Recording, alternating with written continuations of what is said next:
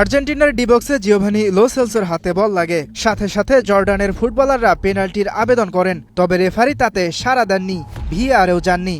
পরে টিভি রিপ্লাইতে দেখা যায় লো সেলসোর হাতে বল অনিচ্ছাকৃতভাবে লাগেনি, তিনি ইচ্ছা করেই হাত দিয়ে বল ক্লিয়ার করতে চাচ্ছিলেন। নিয়ম অনুযায়ী তাতে পেনাল্টি পাওয়ার কথা জর্ডানের, কারণ ডিবক্সের ভেতর যদি কেউ ইচ্ছাকৃতভাবে হাত দিয়ে বল আটকায় বা বলের গতিপথ পাল্টে দেয় এবং হাতের পজিশন আড়াআড়ি অবস্থায় থাকে বা বডি লাইন থেকে হাত দূরে থাকে, তাহলে হ্যান্ডবল হয়।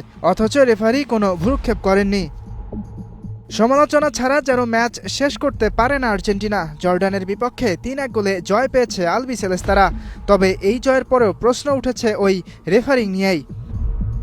এর আগের ২ ম্যাচেও রেফারির থেকে বাড়তি সুবিধা পাওয়ার অভিযোগ উঠেছিল আর্জেন্টিনার বিপক্ষে।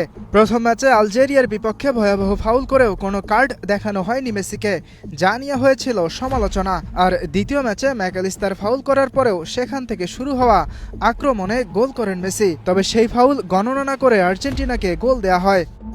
যা নিয়ে ফক্স স্পোর্টসের বিশ্লেষক এবং সাবেক ম্যানচেস্টার ইউনাইটেড তারকা পিটার স্মাইকেল সরাসরি বলেন, মেসির এই গোলটি বৈধ বলে গণনা করা উচিত হয়নি।